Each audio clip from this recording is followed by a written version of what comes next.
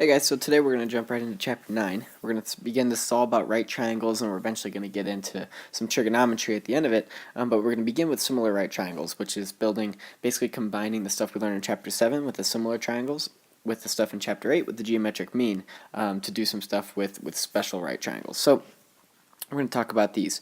So for all of the theorems here at the beginning of chapter 9, okay, the similar right triangles theorem, the right triangle altitude geometric mean theorem, and the right triangle leg geometric mean theorem, we're all going to use the same setup. And the setup's from number 1 and number 2 here. So the beginning of this, right, I have it drawn down here. So first you need to draw a right triangle. So you guys probably need to do this in your examples. Draw one big right triangle. So my right triangle is ABC here with the big right angle right there at B. Okay. Then from that right triangle, you need to draw the altitude that goes from the right angle to the hypotenuse. So you draw this altitude, right, from the right angle down to the hypotenuse with, of course, a right angle there because that's how you draw an altitude, okay?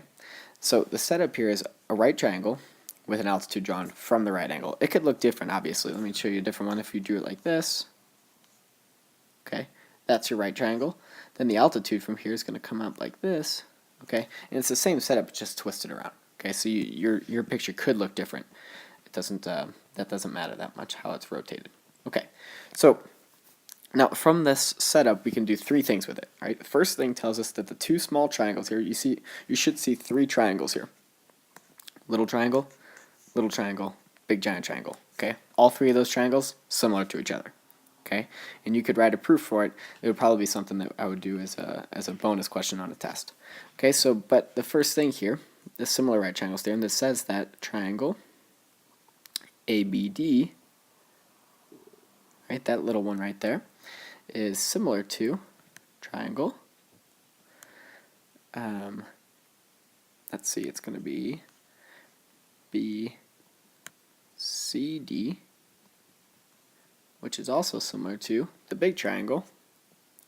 Go over a little bit. Triangle ACB. Okay, now you'll notice that if you look at these, the sides do, all the angles do match up, right? And all those angles are going to be congruent within those triangles. Okay, so that's the first thing we can do. We can tell that we've got similar triangles, and from that we can develop portions. Okay, now what you're going to use more often with this is you're going to use these geometric mean theorems because you can actually solve stuff with those. So that first geometric mean theorem, the altitude geometric mean theorem, tells you that the altitude is the geometric mean of the two segments of the hypotenuse, which means the altitude, BD, okay, always means equal. Remember, the geometric mean is you multiply two things together and you take the square root of them. It's the geometric mean of the two segments of the hypotenuse. So the hypotenuse here is cut up into two segments, AD and DC. So that's what we're going to use. AD times DC. Okay? That's going to be really helpful in solving some stuff. And the last one here, we can actually develop two equations out of this, because each leg is the geometric mean of the whole hypotenuse and then the closer side of that hypotenuse. So if we're going to look at the first leg here, we'll look at AB. So AB is the geometric mean of the whole hypotenuse, so AC, right, the whole thing right here, and the closer side of that, which is just going to be the AD part. AC times AD.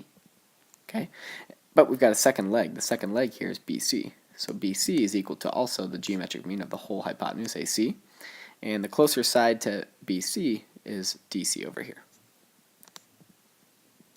Okay, so those are the formulas, the equations we're going to use to solve these problems, and we'll go jump into the problems now.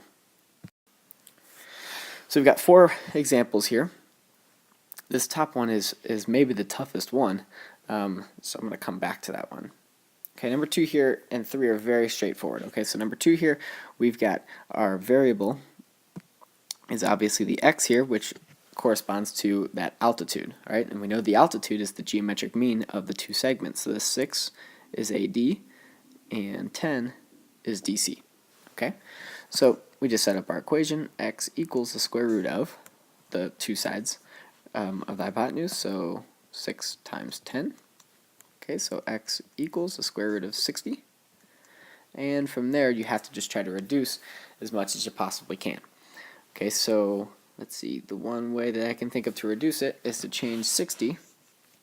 Alright, we should see that 60 is the square root of 4 times the square root of 15. Okay, so 4 times 15, right, is 60, so that works. Now the square root of 4 we know is 2, so the answer here is going to be 2 times the square root of 15. That's the answer for x.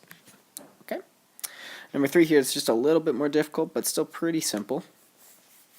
Okay, so we've got y is one of those legs. So remember, we're going to be using the leg theorem, so make sure you look at that theorem sheet, make sure you have it set up in a way that you're able to use it in this problem. Okay, you should have something that says that the leg is equal to the whole hypotenuse.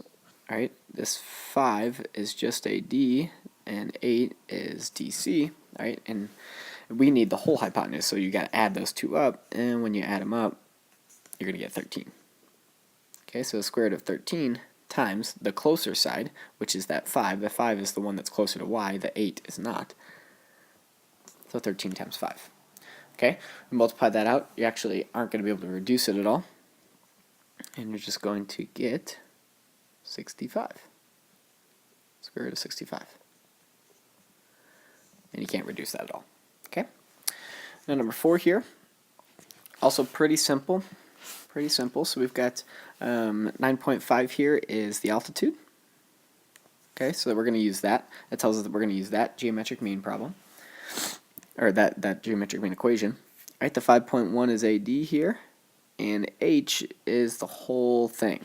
Okay, so remember, we have the geometric mean of the altitude. What you're going to have to be able to do is you need to multiply at 9.5, or 9.5 is going to be equal to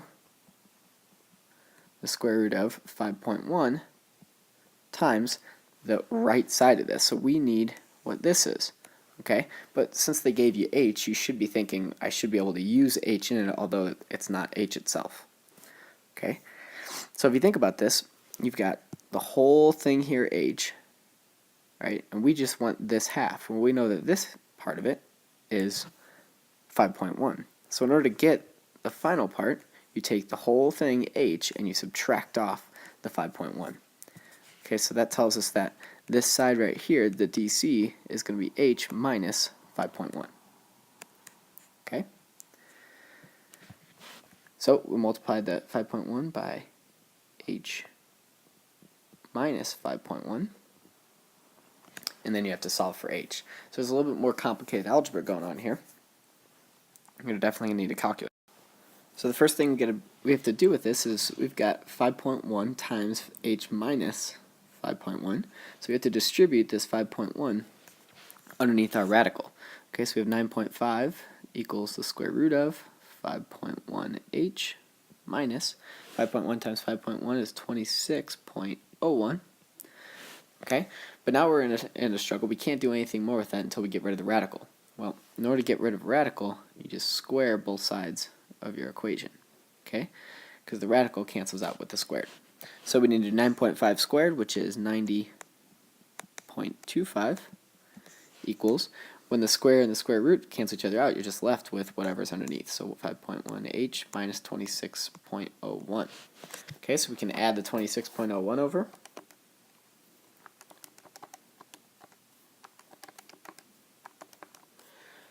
You're going to get 116.26 equals 5.1h, and divide by 5.1 to get your answer. So the answer is going to be h equals 22.8. Okay, so that's what h is equal to. I know that's a little bit more difficult. We've got one more that's tough like that, but these are the harder problems of the section. Okay, so number 1 up here. You have the two legs and you've got the hypotenuse, but we need, right, this 14.6 is talking about the whole hypotenuse, but we need h. Now the way in order for us to get h is we have to know what AD and DC is, because remember the altitude geometric mean problem uses AD and DC. So we're going to have to use the leg ones to find those out. If we use the 7.8 leg one, okay, this one, remember 7.8 is going to be equal to the whole hypotenuse, 14.6, times AD. So AD can be our variable and we can solve for that. So 7.8 equals the square root of 14.6 times AD. Okay, so in order to get AD by itself, we just need to square both sides of our equation. So the square root goes away, and 7.8 squared is 60.84